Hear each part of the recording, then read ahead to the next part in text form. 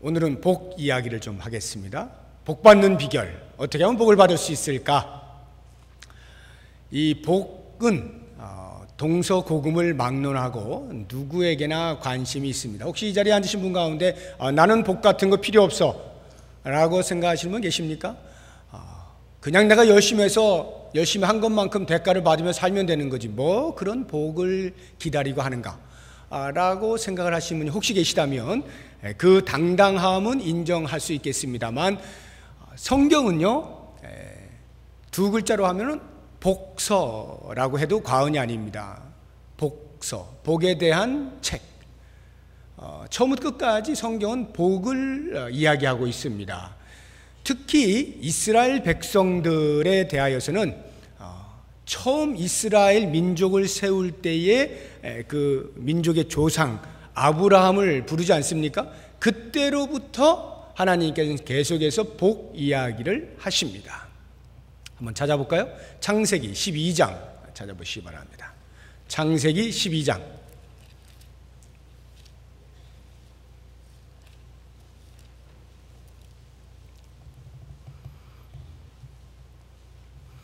(2절과 3절입니다) 창세기 12장 2절과 3절 시작. 내가 너로 큰 민족을 이루고 내게 복을 주어 내 이름을 창대하게 하리니 너는 복이 될지라. 너를 축복하는 자에게는 내가 복을 내리고 너를 저주하는 자에게는 내가 저주하리니 땅의 모든 족속이 너로 말미암아 복을 얻을 것이라 하신지라. 아멘. 네.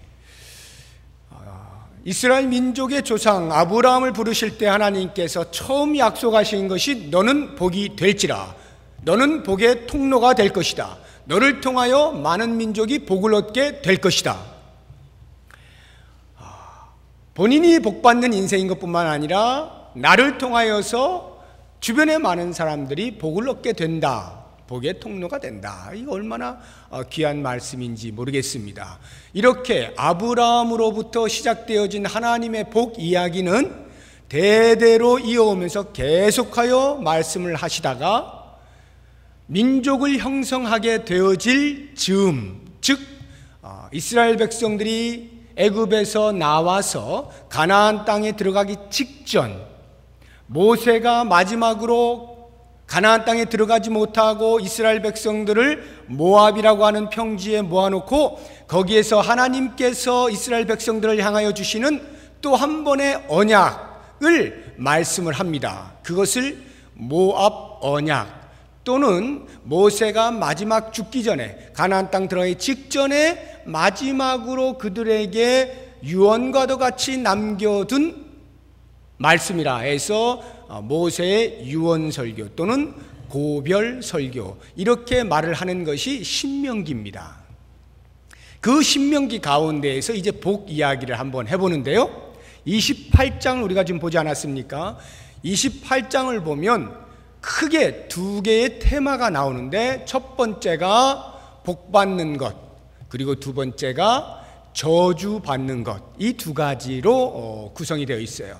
그래서 1절부터 14절까지가 복에 대한 이야기고 15절부터 마지막 68절인가요? 굉장히 길어요. 68절까지가 저주에 대한 이야기입니다.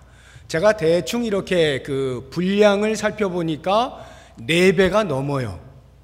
복에 대한 이야기보다 저주에 대한 이야기가 4배가 넘습니다. 하나님께서 기왕이면 복 이야기를 더 많이 해주시지 왜 저주 이야기를 더 많이 해놓으셨을까, 이런 생각을 해보니까 가만히 묵상을 해보니 하나님께서 배려해 놓으신 거예요. 우리 인간이 죄를 지은 이후부터 연약해지지 않았습니까? 죄에 노출이 되어 있잖아요. 쉽게 범죄하는 그러한 상황 속에 살게 되어 있어요. 그렇기 때문에 인간에게 있어서 하나님의 말씀대로 잘 살아 복을 얻는 것이 쉽겠습니까? 아니면 하나님의 말씀에 반대하여서 저주를 받는 게 쉽겠습니까? 우리 청년들 어때요? 뭐가 쉽겠어요?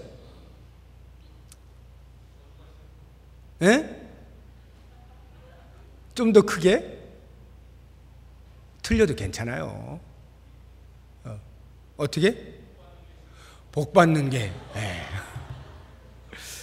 상당히 성화가 되어 있는 사람만이 할 수 있는 말입니다. 보통 우리들은 이 죄에 노출이 되어 있기 때문에 죄 짓는 게 훨씬 쉬워요. 솔직히 그렇지 않습니까? 우리 청년들이요. 죄 짓는 게 훨씬 쉽지, 죄 짓지 않고 거룩한 삶을 사는 것은 아직도 우리는 어색하기 짝이 없어요. 모르겠어요. 우리가 죽을 때쯤 되어서나 조금 모양을 갖출 수 있을래나? 아직도 우리는 죄에 훨씬 더 익숙하게 살아가는 사람이에요. 그러한 인생인 것을 아시는 하나님께서 아무리 이렇게 하면 복받고 저렇게 하면 복받고 아무리 이야기를 한들 잘 안 되는 거예요. 그대로 살아가는 게 잘 안 되는 거예요. 그런데 너 이거 하면 안 돼, 저거 하면 안 되라고 하는 건 전부 나한테 걸려 있는 거거든요. 이거 하면 큰일 나는구나, 이거 하면 저주받는구나. 금방 이렇게 와닿는단 말이에요. 그래서 이렇게 하면 저주받을 거야 라고 하는 말이 훨씬 많아요. 그만큼 인간이 연약하다, 죄에 노출되어 있다 라고 하는 것을 말해주고 있는 것입니다. 그럼에도 불구하고 하나님께서는 모세의 입을 통하여서 복받는 말씀을 14절을 통해서 해주고 계시는데, 어떻게 하면 복을 받느냐, 그리고 어떻게 하면 저주받게 되는가? 아주 단순합니다.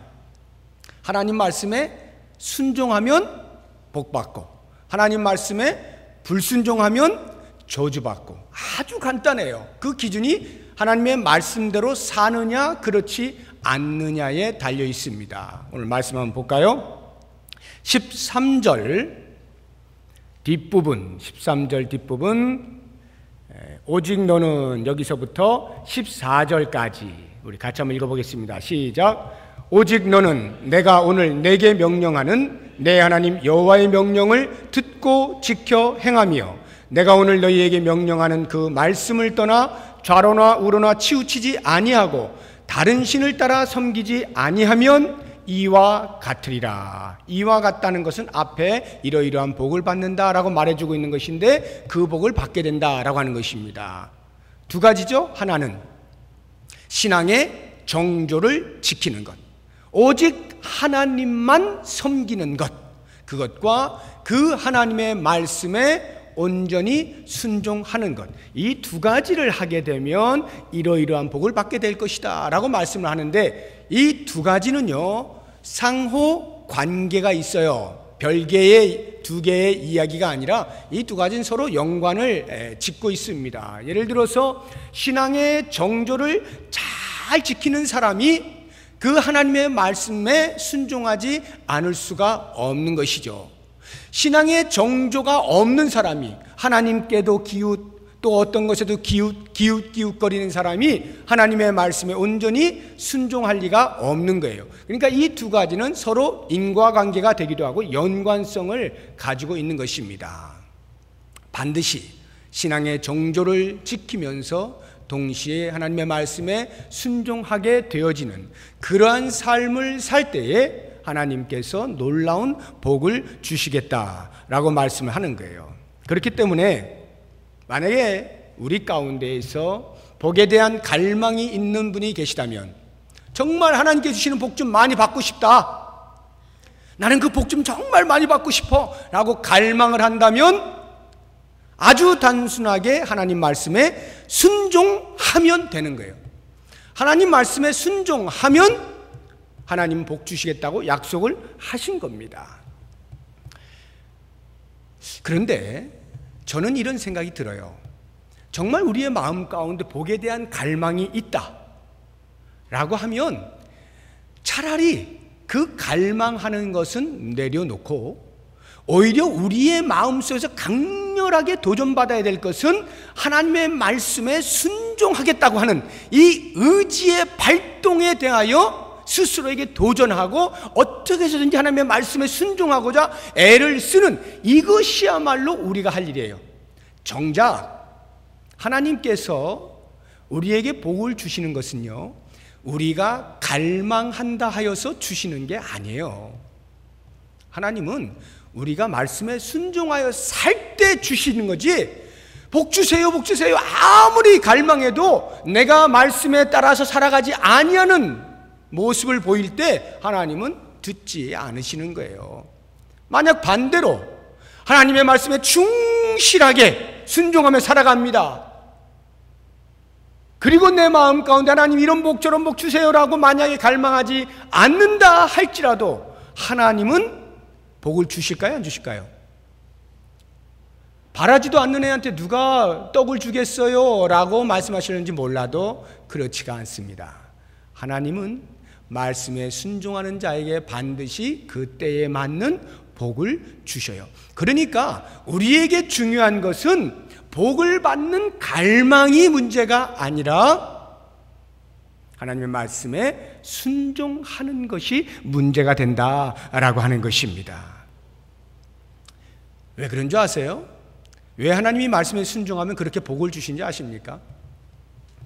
우리가 하나님의 말씀, 하나님에 대한 신앙의 정조를 지키면서 하나님이 주시는 말씀에 대하여 온전히 순종하며 살아가게 될 때 그 인생은 더 이상 나의 문제가 되지 아니하고 하나님의 문제로 넘어가는 거예요.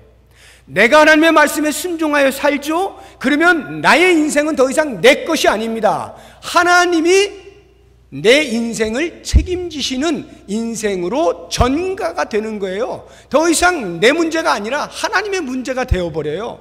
왜요? 하나님의 말씀대로 성실하게 잘 순종하여 사는데 그 사람이 형편없이 살아보세요. 누가 욕먹어요? 하나님 당신이 욕을 먹는 거예요. 세상 사람들부터 저거 뭐 하나님 잘 섬긴다고 그렇게 하는데 보면 사는 거 보면 늘 형편없어. 저게 뭐야? 이러면 그 사람이 욕먹는 게 아니라 하나님이 욕을 먹어요. 정말로 하나님의 말씀에 신실하게 순종하여 살아가는데 하나님이 모른 척하고 놔두시면 그것은 내 문제가 아니라 하나님이 욕을 먹는단 말입니다. 스스로 하나님의 이름이 망령되이 일컬음을 받게 돼요. 그렇기 때문에 하나님은 절대로 그냥 시시껄렁하게 살도록 놔두시지 않으셔요. 말씀에 순종하여 사는 사람의 삶을 하나님이 책임지신다라고 하는 겁니다. 그래서 오늘 12절의 말씀을 보시게 되면 이런 복을 주시겠다라고 이스라엘 백성들에게 약속을 하시는 거죠. 제가 읽어볼게요. 여호와께서 너를 위하여 하늘의 아름다운 보고를 여시사 내 땅에 때를 따라 비를 내리시고 내 손으로 하는 모든 일에 복을 주시리니 내가 많은 민족에게 꾸어질지라도 너는 꾸지 아니할 것이요 여호와께서 너를 머리가 되고 꼬리가 되지 않게 하시며 위에만 있고 아래에 있지 않게 하시겠다. 이것이 바로 복의 내용입니다. 자, 이 복의 내용을 보세요. 하늘의 아름다운 보고를 여시겠대요. 이 보고라고 하는 보물이 담겨 있는 창고를 말하는 거예요.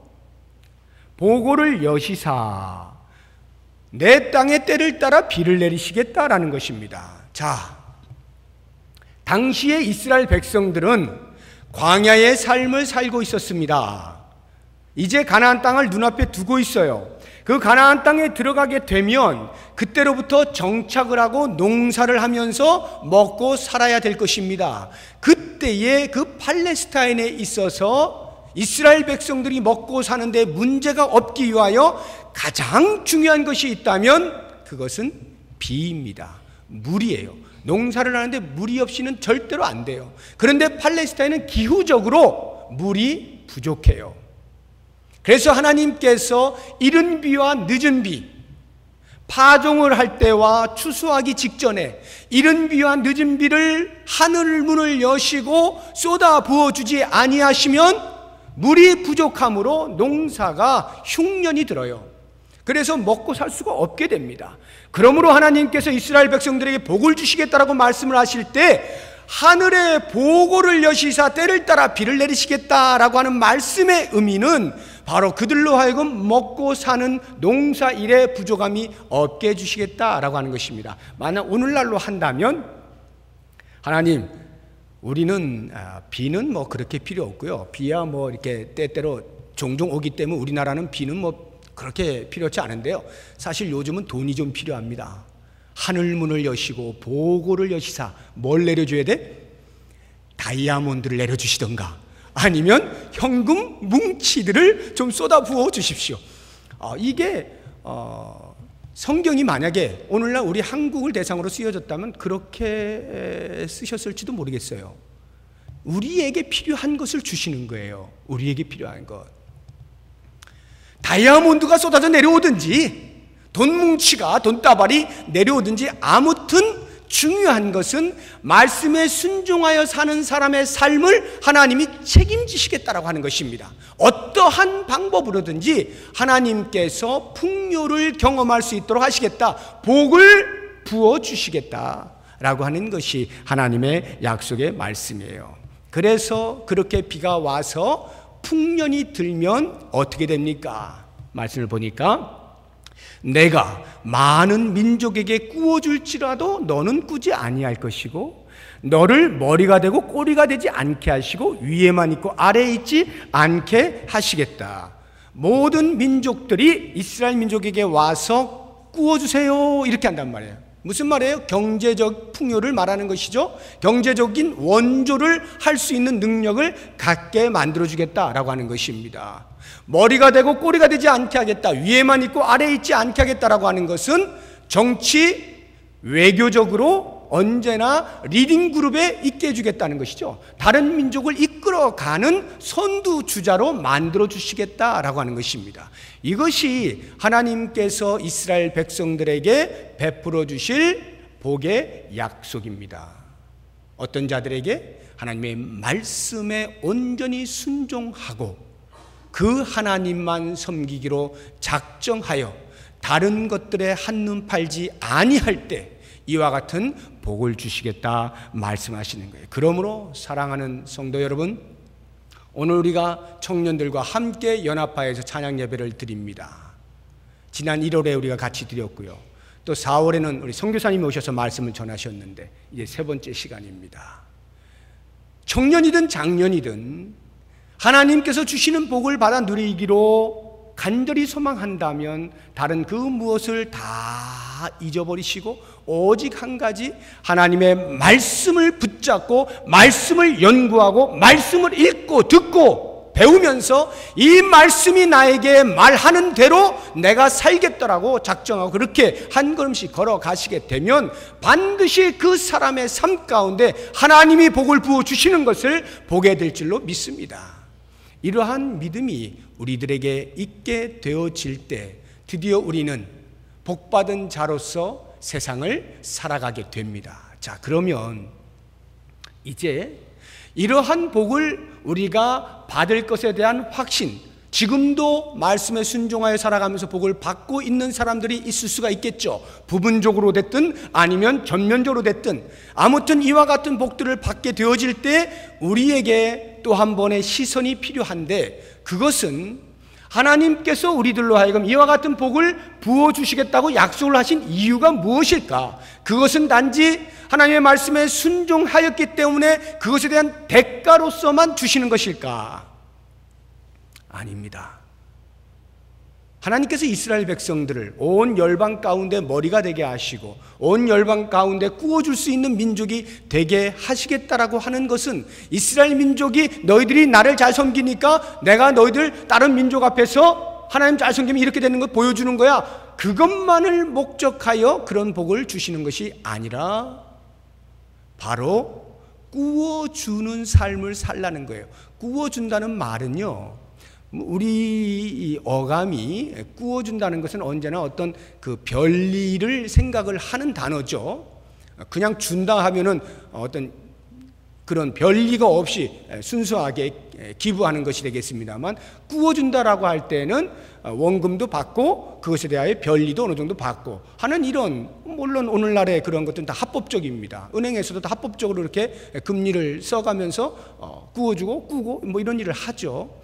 그러나 지금 여기서 이야기하고 있는 민족들에게 꾸어줄지언정이라고 하는 말은 그렇게 뭐 별리까지 너희들이 다 챙길 수 있도록 해줄게 라고 하는 그런 의미가 아니라 하나님께서 이스라엘 백성들에게 부어주시는 복이 그 이스라엘 민족에 차고 넘쳐서 이것이 흘러 열방 가운데 전달되어지도록 하겠다라고 하는 것입니다. 하나님의 살아계심을 저들의 손을 펼쳐 섬기는, 세상을 섬기는 일을 통하여 하나님께서 증명해 보이시겠다, 이 말이에요. 그러니까 우리가 하나님의 말씀에 순종하여 복을 받는다면 그것은 나 혼자만의 즐거움과 나 혼자만의 만족을 위하여 그런 복을 받아 누리는 것뿐만이 아니라 한 걸음 더 나아가서 내 가지고 있는 것으로 다른 사람들을 섬기는 것, 여기가 하나님께서 우리에게 복을 주시는 진정한 이유요 목적이 되는 것입니다.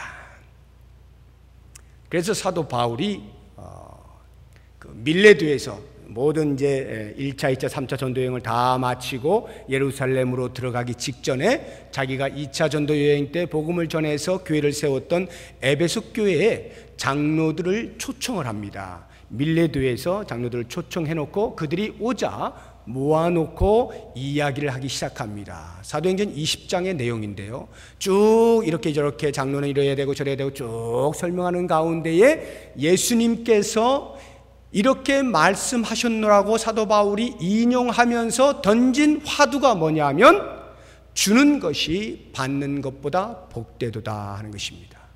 실제로 복음서에 예수님이 그와 같은 말씀을 하신 직접적 화법으로 쓰여진 것은 없어요. 아마 사도 바울이 어디선가 들었던지 아니면 어떤 사상에 대해서 그렇게 했던지 그건 정확치 않습니다만, 아무튼 사도 바울이 말합니다. 예수님이 말씀하시기를 주는 것이 받는 것보다 복되도다, 이렇게 하면서 그 에베소 장로들에게 격려하는 말씀이 있습니다. 무슨 말일까요? 주는 것이 받는 것보다 복되다.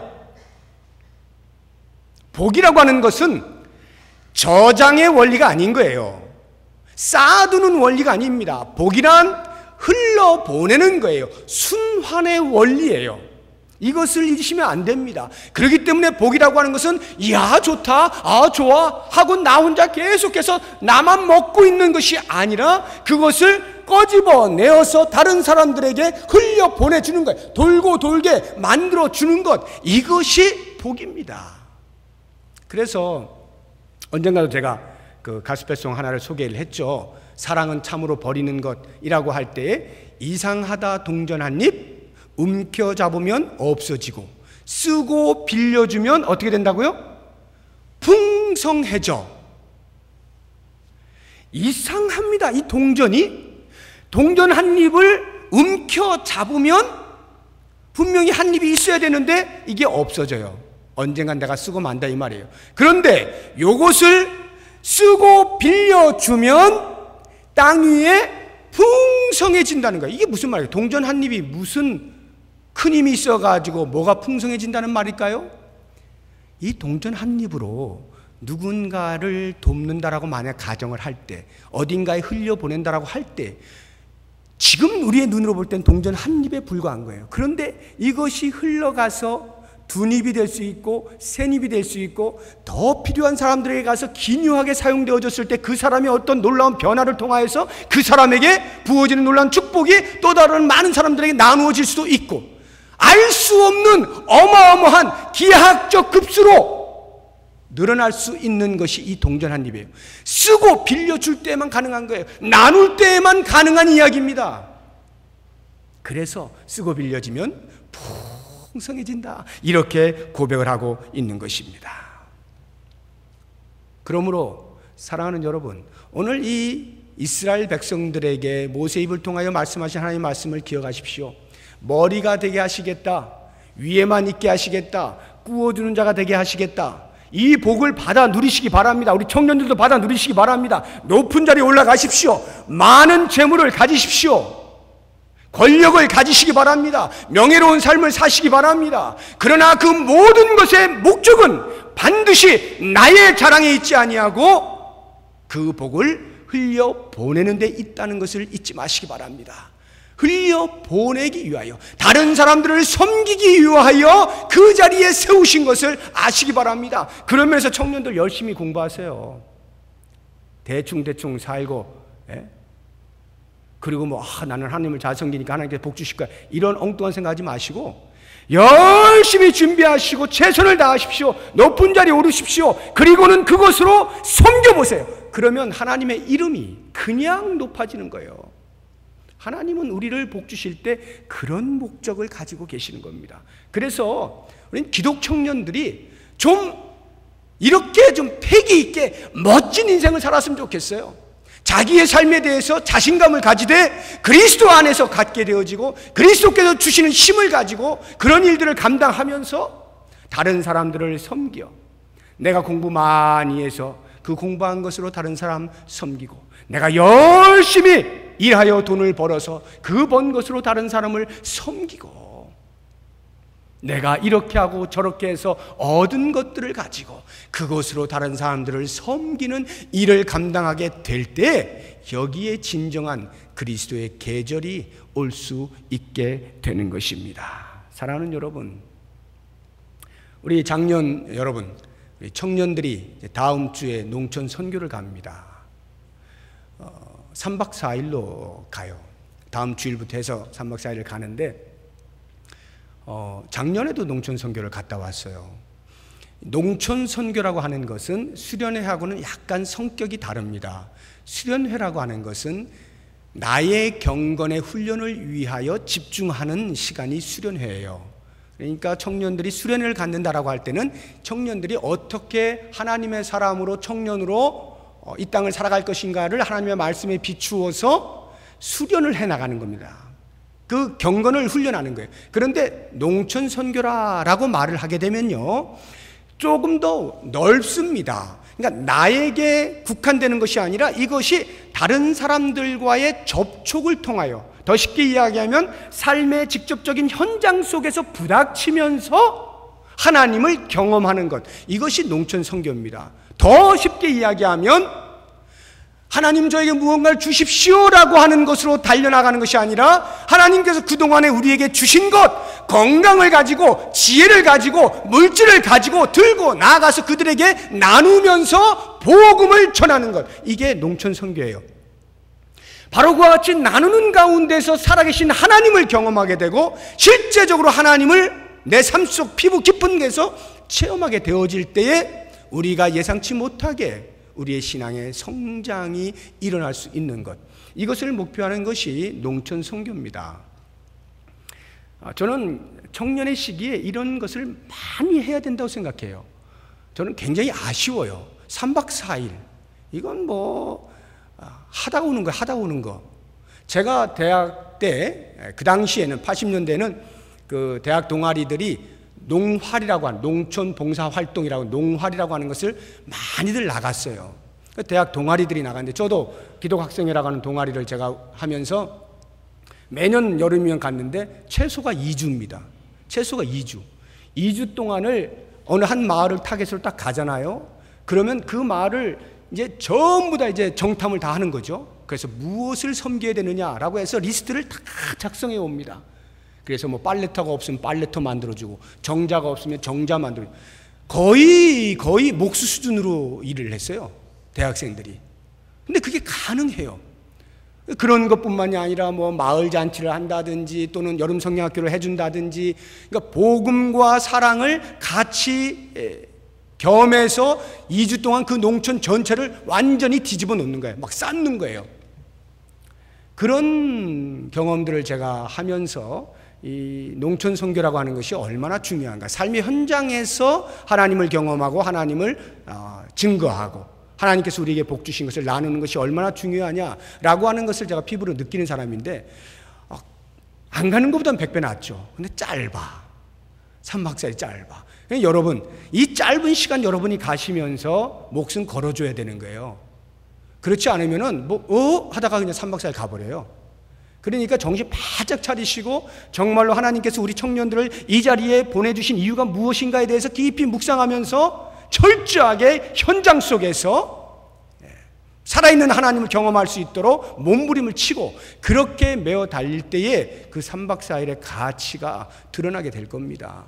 우리 성도 여러분들께서는 이렇게 적어도 젊은이들이 삶의 현장, 가장 앞자리, 거기 가서 복음을 증거하겠다, 그리스도의 사랑을 나누겠다라고 할 때는 다른 그 무엇보다도 전적으로 기도로 밀어주는 겁니다. 3박 4일 동안 계속해서 기도하면서 저들이 영적인 전투에 승리할 수 있도록, 그리스도의 사랑과 복음이 전적으로 흘러 넘칠 수 있도록 그 농촌 마을이 다 그리스도화 되어질 수 있도록 이런 일들을 위하여 열심히 기도하는 거예요.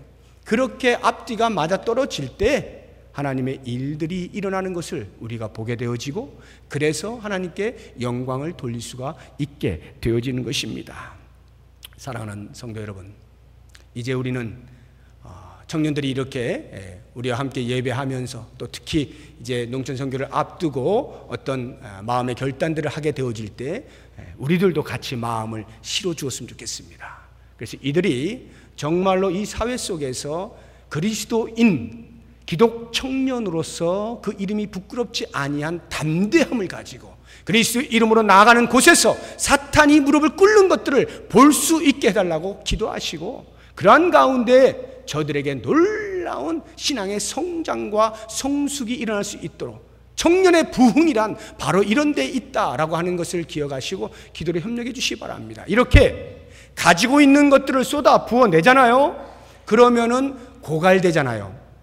내게 있는 것 다 꺼내 주었어요. 그러면 고갈되지 않습니까? 더 이상 퍼줄 것이 없게 되어질 때 거기에서 드디어 하나님이 살아계시다는 것을 경험하기 시작하는 거예요.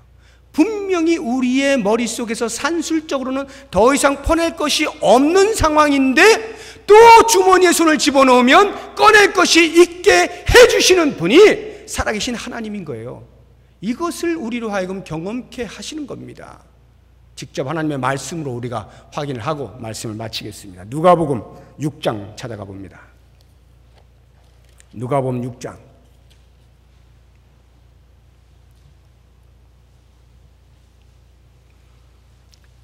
38절.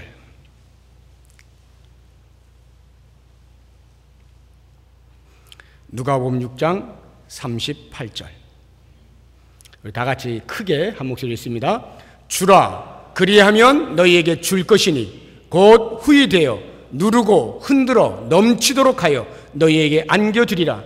너희가 헤아리는 그 헤아림으로 너희도 헤아림을 도로 받을 것이니라.